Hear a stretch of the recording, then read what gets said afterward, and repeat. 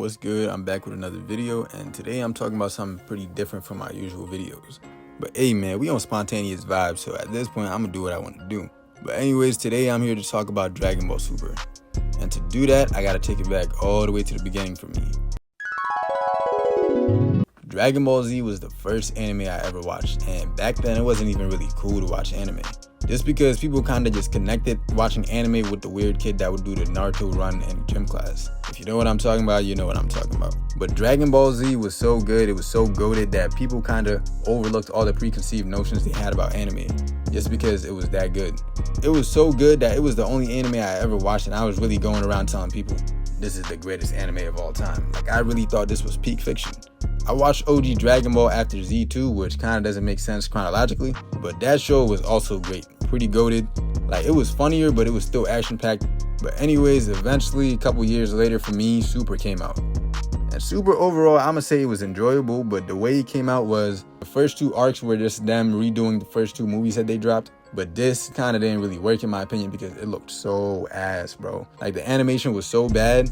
Wait till you see the. No.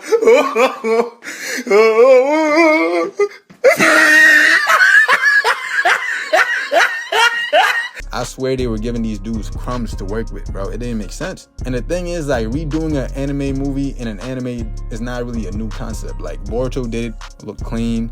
Demon Slayer did it looked clean. But Super, it just looked bad. Like, it was just a waste of time. And overall, I ain't really like the art style that they took. I felt like Z just looked better than Super. But eventually, especially when they got to the Tournament of Power, I really had no complaints. But my main problem really with Super is they're ODing with the transformations. Like, if you look at all of Dragon Ball Z, the reason why Super Saiyan was so special was it was the first one. It's not something they ever did. You went through all of Dragon Ball, you got to Dragon Ball Z, then you saw a transformation. I mean, the whole turning into Great Ape thing kind of is a transformation, but it was just special because it was a rarity. And if you just look at Z, all the transformations you had was Super Saiyan 1, Super Saiyan 2, Super Saiyan 3. Alright, little disclaimer. I kind of did this video without a script, so I was just trying to see how the freestyle videos would go, but I forgot something. Cell basically had 3 different forms, because he had his first form, then when he absorbed 17, then when he absorbed 18, which was his final form. So that's a couple transformations, and Vegeta had that weird little buff Super Saiyan form, which they consider like Super Saiyan 1 grade 2, and then there's Super Saiyan 1 grade 3, but I don't really count those because it's still Super Saiyan 1. But anyways, back to the video. Then you get to Super. Super, let's just look at Goku for a second. Goku, first form, Super Saiyan God. Then Super Saiyan Blue. Then Super Saiyan Blue Kaioken, which you cannot consider one if you don't want to. Then boom, within a 42-minute tournament, Ultra Instinct Omen. Then Ultra Instinct Mastered. He got 2 forms in 42 minutes.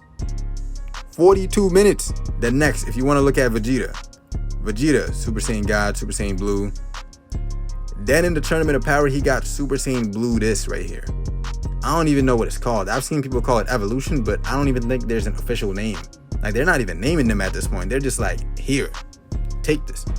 Bro thought about his family for a little bit, and his hair color changed to a different shade of blue, and his eyes changed a little bit too. Like we can't even question that at this point. But if you look at the manga too for Vegeta, he got Ultra Ego. Like, he trained with bears for a little bit, and somehow, boom, new form, no eyebrows. Bro just gets his ass beat and gets stronger for it. Like, where did that even come from, bro? It's not even making sense at this point. Like, I really think they're just giving him forms to kind of equal Goku's forms. Goku got 2 in the Tournament of Power. They gave Vegeta 1, they had to give him an extra one. But anyways, you move on from Vegeta, then you go to Frieza. Frieza came back in the first movie, trained for 4 months or something like that, got a new form, went from being weaker than Super Saiyan to stronger than Super Saiyan 1, Super Saiyan 2, Super Saiyan 3, Super Saiyan God, and then equaling Super Saiyan Blue in 4 months. But anyways, you ignore that, but basically you skip through the manga. He trains for 10 years in basically the hyperbolic time chamber, comes back, new form, Frieza Black. Like, bro, they're ODing. But you ignore Frieza, you go to Gohan. I ain't even watched the movie Dragon Ball Super Hero yet because the HD bootleg not out yet. But bro got a new form called Beast Gohan or something. I'm not even sure. And Piccolo got one too where he's orange. And my point is, bro, if you count all of these, We went from getting like 3 or 4 transformations in Z to getting like 15 within Super. And Super is supposed to be like a 10-year period between the end of the Buu arc and the end of Z, which is the last episode that we see in Dragon Ball Z. And maybe not even a 10-year period, because if you look at the last episode of Z, Bulma said she hasn't seen Goku in 5 years. You never call, and if we didn't come to visit you, we'd probably never see you again. Hey, come on! You know that's not true! Didn't we just see each other not too long ago? 5 years, Goku! So that would mean basically all of Super takes place within like 5 years.